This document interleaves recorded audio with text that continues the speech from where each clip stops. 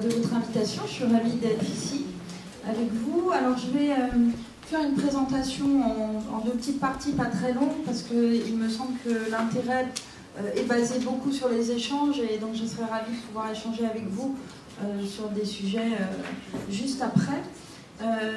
J'ai été pilote d'une partie d'un chantier de la stratégie de transformation du système de santé depuis le mois de février, qui avait été lancé par Édouard Philippe et la ministre de la Santé.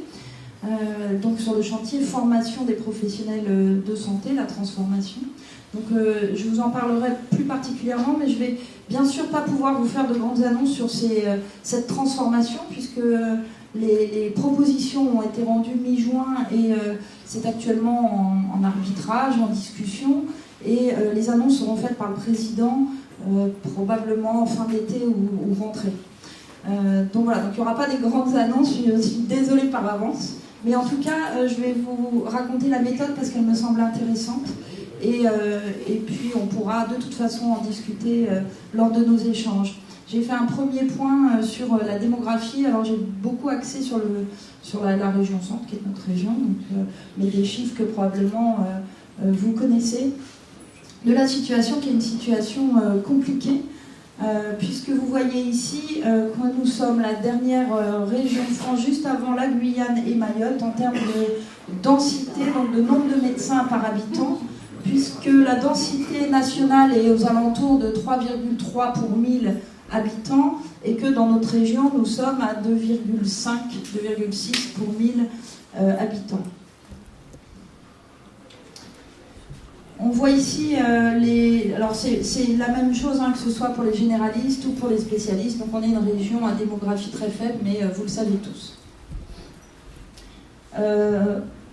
D'autant plus que nous avons un âge moyen de nos médecins aux alentours de 52,7 ans, 53 ans, au-dessus de la moyenne nationale. Donc une question qui se pose dans les années qui arrivent, avec des départs à la retraite. Vous voyez que les plus hautes colonnes sont à partir de 50-55 ans, donc des départs à la retraite qui vont arriver et qu'il va falloir remplacer ou trouver des solutions pour améliorer l'accès aux soins dans notre région. Ici, cette diapositive, elle est intéressante, il me semble, parce qu'il s'agit de la répartition des étudiants qui s'inscrivent en région centre en études de médecine et qui s'en vont à la fin de leurs études. Donc ici, bien sûr, et heureusement, il y a 58% d'étudiants qui restent dans notre région, et on voit qu'une partie part en Île-de-France, en Pays de Loire ou en région Aquitaine. Donc vous avez la répartition avec le nombre d'étudiants qui sortent de la région. Et on a un taux un petit peu plus élevé, moins élevé d'étudiants qui restent dans notre région par rapport à d'autres régions. Donc on a un travail à faire pour que ces étudiants qui étudient dans notre région restent dans notre région. Ici, vous avez l'évolution sur la gauche du numerus clausus, parce que probablement on en rediscutera lors de nos échanges de ce sujet. Vous voyez le numerus clausus qui a été institué dans les années 70, avec une baisse. La pire année, c'était 93, je m'en rappelle, c'était mon année.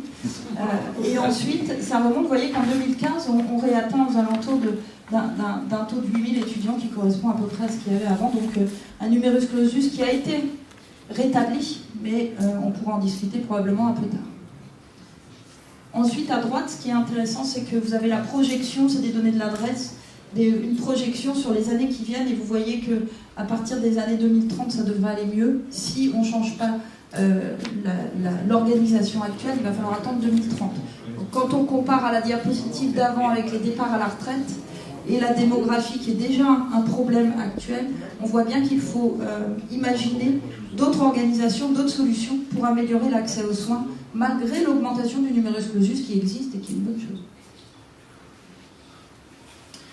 L'organisation des soins en région Centre-Val de Loire, mais vous la connaissez, donc je vais passer rapidement. Une seule université de médecine, un CHR, des centres hospitaliers et 6 GHT. Vous savez que dans notre région, l'ARS a organisé les groupements hospitaliers de territoire par département. C'était un choix des ARS. Il y a des ARS où l'unité n'est pas le département, mais en tout cas dans notre région, l'unité est le département. Donc nous avons 6 groupements hospitaliers de territoire. Ça fait qu'un an que les projets médicaux de ces groupements hospitaliers de territoire sont écrits. On est tout au début d'une organisation territoriale dont on pourra discuter aussi parce que ça me semble intéressant, qui doit s'ouvrir vers les établissements publics, médico-sociaux, autres. Et donc je crois qu'on pourra en discuter. Ici, et vous la connaissez aussi probablement, c'est la carte des zones du nouveau zonage fait par les ARS pour les dotations et les aides et l'incitation, puisque vous savez que notre système repose non pas sur la coercition et l'obligation d'installation des médecins, mais sur l'incitation. Et vous avez ici les zones d'incitation. On est dans une région où l'incitation est la plus élevée en France, en quantité de mètres carrés zonés. Donc, il y a des attentes élevées. Ça, vous le savez tous, même sans que je vous montre les diapos, parce que si vous êtes un jour ou l'autre à rechercher un médecin, vous savez que c'est très difficile dans la région. Donc, il a été lancé le 13 février par le Premier ministre et la ministre de la Santé une stratégie de transformation du système de santé.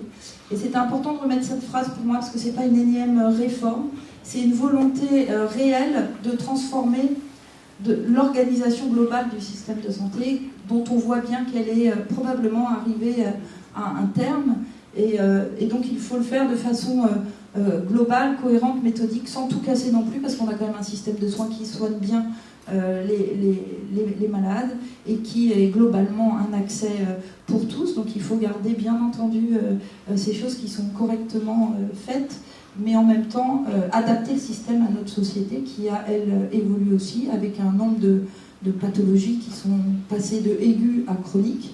On n'a plus les mêmes maladies qu'il y a 30 ans, on n'a plus les mêmes médecins, c'est plus la même génération de gens ou de professionnels de santé qui n'ont pas forcément envie de travailler autant, pas forcément envie de travailler aux mêmes endroits, qui ont envie de bouger, pas forcément envie de s'attacher à un endroit particulièrement.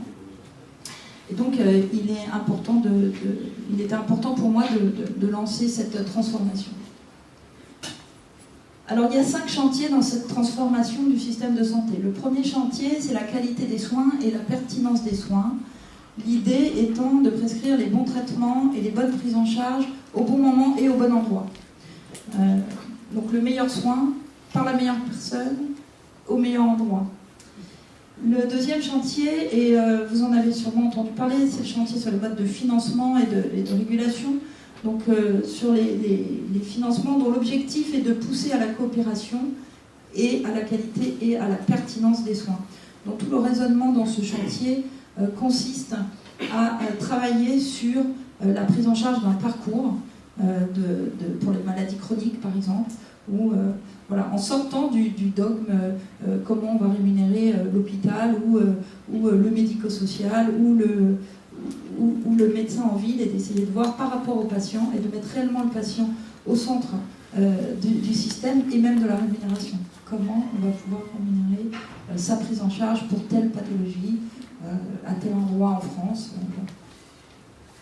Le troisième chantier, c'est le chantier du numérique, qui va permettre de généraliser l'accessibilité en ligne pour chacun des patients de l'ensemble de ces données médicales, dématérialisation de l'intégralité des prescriptions, simplifier le partage de l'information entre tous les professionnels de santé. Pour m'être occupé du chantier de transformation numérique de l'hôpital, c'est un vrai sujet.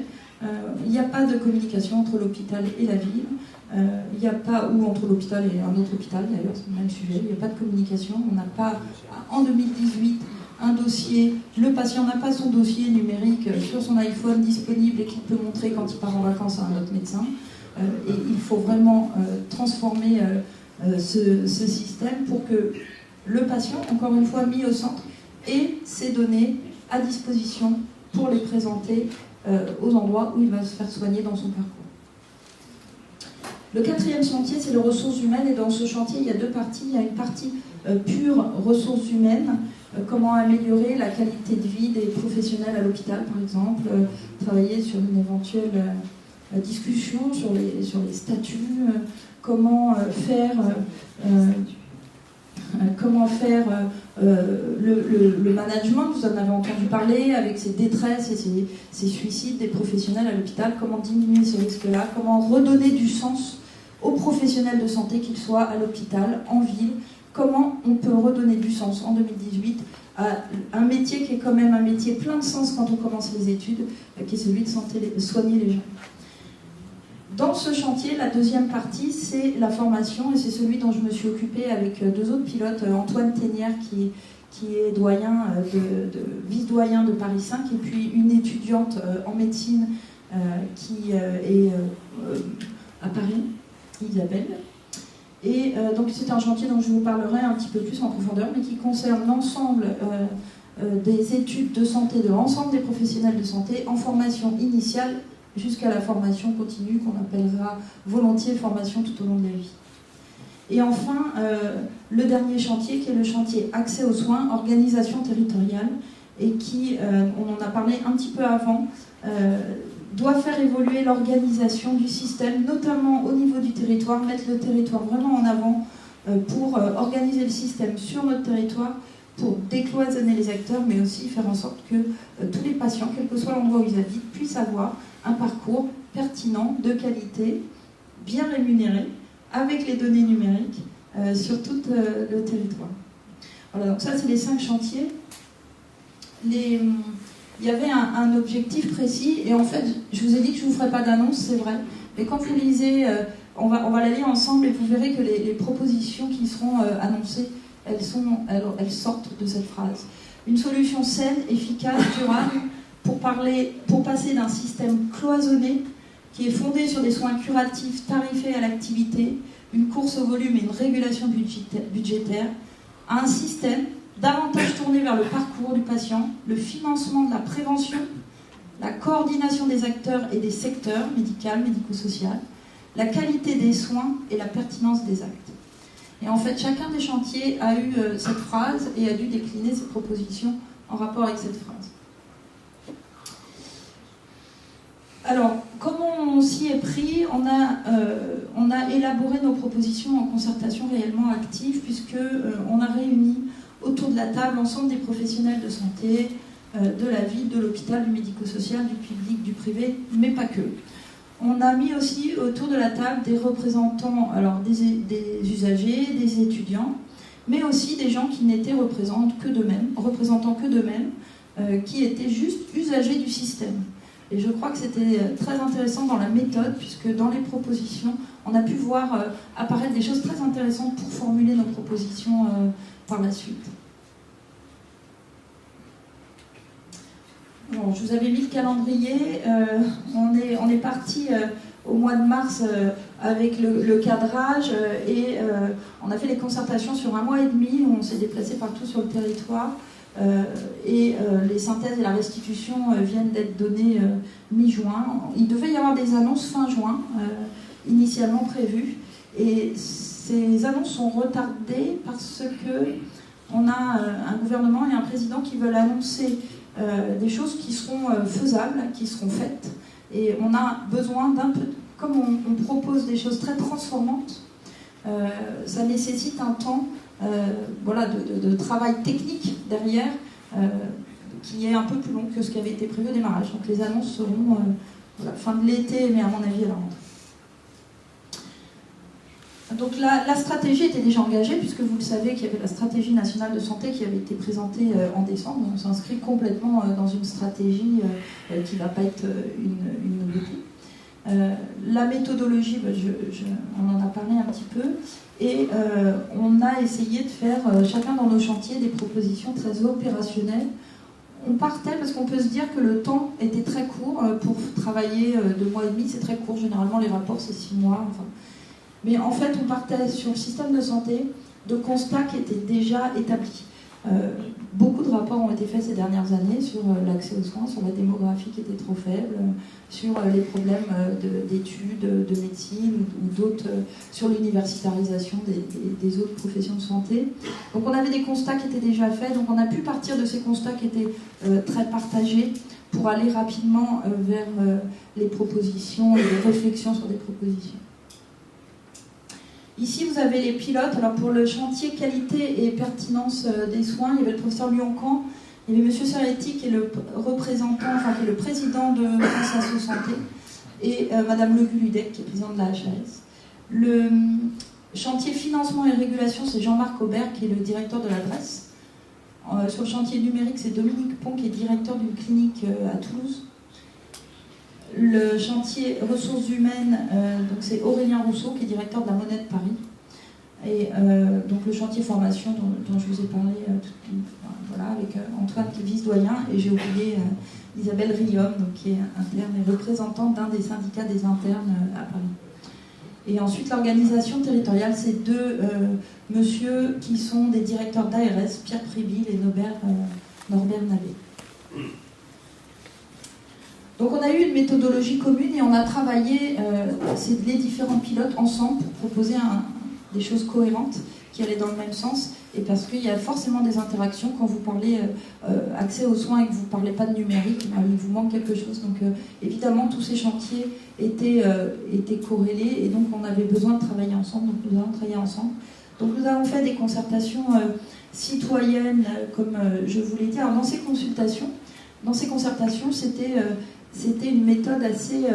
c'était des gens qui étaient tirés au sort dans la population en France et qui acceptaient de participer à ce moment de discussion. Donc on a fait, juste pour notre chantier, il y avait une dizaine de journées organisées avec des gens toute la journée qui venaient travailler sur le sujet. Ensuite, sur les concertations régionales, nous sommes allés dans les 13 ARS avec il y a eu d'ailleurs ici, on a eu pour l'accès aux soins, je ne sais pas si certains d'entre vous y étaient, donc avec des représentants et aussi des acteurs du territoire qui ont soit fait des expérimentations, soit des choses à dire sur le domaine qui était discuté. Et puis les concertations institutionnelles plus classiques, bien entendu, que nous avons. À chaque fois, on a eu des modalités de concertation innovantes dans le sens d'ateliers d'idéation un petit peu modernes et qui étaient parfois déroutantes au début, mais qui en fait ont amené pas mal de résultats. Voilà quelques chiffres pour les personnes qui ont été consultées. Alors sur chantier formation, voilà, il n'y a pas d'annonce possible, mais je vous donne quelques éléments qui étaient nos objectifs une fois qu'on a commencé à faire les ateliers avec les différentes consultations. Les objectifs qui étaient, et je vous en ai parlé un petit peu tout à l'heure, de maintenir la qualité de formation. Notre idée était on a un besoin de transformer les formations des professionnels de santé, on pourra en parler longuement, mais il y avait une nécessité, et c'est ce qu'on a constaté aussi en rencontrant les étudiants notamment, mais avec ce souci de ne pas tout casser, de ne pas casser pour casser, pas casser pour transformer. Donc de garder ce qui fonctionne et de faire parfois progressivement certaines transformations. L'objectif aussi dans ce chantier était pour nous d'essayer d'obtenir qu'à la fin, on pouvait, grâce au levier de la formation, obtenir une génération professionnelle de santé qui aurait dès le plus jeune âge déjà travaillé ensemble pour pouvoir, dans les suites, mieux travailler ensemble. Ce qu'on se rend compte quand on écoute les patients, souvent, c'est qu'il y a une coordination, une collaboration entre professionnels qui est à perfectionner, on va dire. Et donc, quand on regarde les études telles qu'elles sont actuelles des professionnels de santé, vous avez les médecins qui font leurs études dans leur coin sur un mode très compétitif. Il faut vraiment être le meilleur la première année, et puis après ça recommence pour l'examen classant national. Enfin, toute votre vie d'étudiant, il faut juste pas parler aux autres et être meilleur qu'eux. Vous savez pas du tout ce que c'est qu'un ergothérapeute, vous en avez jamais entendu parler. D'ailleurs, ils font des études très très loin de votre université, vous savez pas ce que c'est. Et après, vous sortez dans le libéral, par exemple, vous vous installez et on vous dit ouais, mais vous ne travaillez pas avec l'ergothérapeute. Et en même temps, vous ne connaissez même pas ce que c'est qu'un ergothérapeute.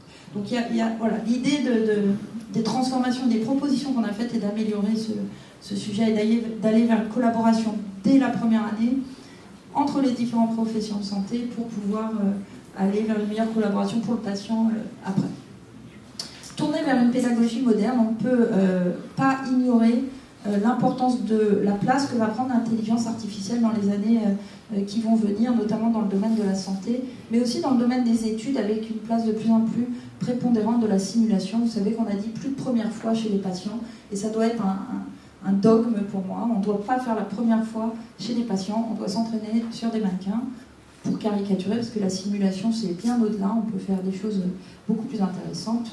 Le territoire est maintenant globalement équipé en système de simulation. On doit maintenant vraiment généraliser et intégrer vraiment dans toutes les études de santé la simulation, ou des études de la pédagogie moderne. C'est pas d'ailleurs que la simulation, c'est aussi ce qu'on peut appeler la pédagogie informelle plutôt que formelle, l'éducation informelle qui va correspondre à intégrer pas que des connaissances scientifiques, mais aussi des compétences, les humanités, le management.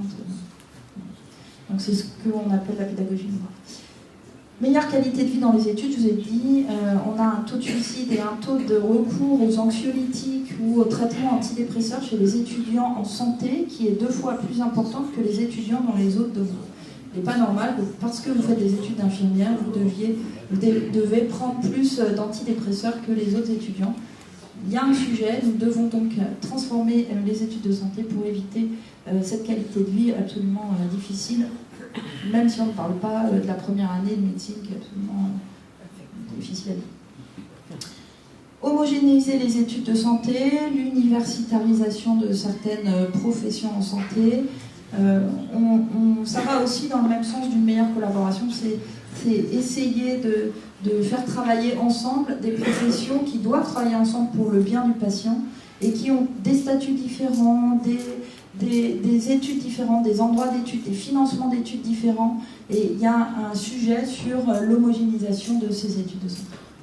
Aller vers une régulation territoriale des métiers, on pourra en rediscuter. Ça se tourne aussi avec la question autour du numerus clausus, bien entendu, qui a été envisagé dans ce chantier formation, puisque on l'a vu, même s'il remonte, il y a quand même un sujet de densité médicale nationale. Donc c'est des questions qui ont été abordées dans ce chantier. Et le numerus clausus, nous l'avons abordé par rapport à un parcours de formation, et pas le numerus clausus en lui-même. C'est-à-dire comment on réorganise les études de médecine et des autres professions d'ailleurs. Voilà. Mais on pourra un peu en discuter si vous voulez. Proposer un système adaptable, souple, capable d'anticiper les nouveaux métiers. On l'a vu, pour changer, si vous voulez changer actuellement avec le système actuel, le nombre de médecins, vous avez 15 ans. C'est ce qu'on voit quand on remonte la courbe du numerus clausus. Notre idée était de proposer un système qui permette d'avoir un système très souple et très adaptable, parce qu'avec l'évolution notamment de l'intelligence artificielle, il va falloir pouvoir s'adapter. Il va falloir que les gens puissent avoir des métiers dans lesquels ils peuvent évoluer. À l'heure actuelle, vous faites des études d'infirmière, 40 ans après, vous êtes infirmière, vous avez très peu d'évolution de métier possible. L'idée dans nos propositions, c'était que les professionnels de santé puissent avoir des métiers évolutifs, qu'ils aient les outils pour pouvoir évoluer vers d'autres métiers, soit parce qu'ils en ont marre, soit parce qu'il y a des technologies nouvelles qui apparaissent et qu'il faut s'adapter. Donc toute la réflexion a été autour de ces enjeux. Donc je vous ai dit, l'arbitrage est en cours, avec des compléments techniques aussi. Les annonces, je vous en ai parlé.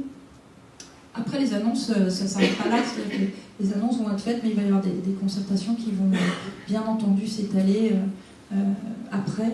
Et il y a une loi, en tout cas sur la partie formation, probablement, qui sera prévue premier semestre 2019 pour qu'on puisse rapidement mettre en place des éléments de nos propositions.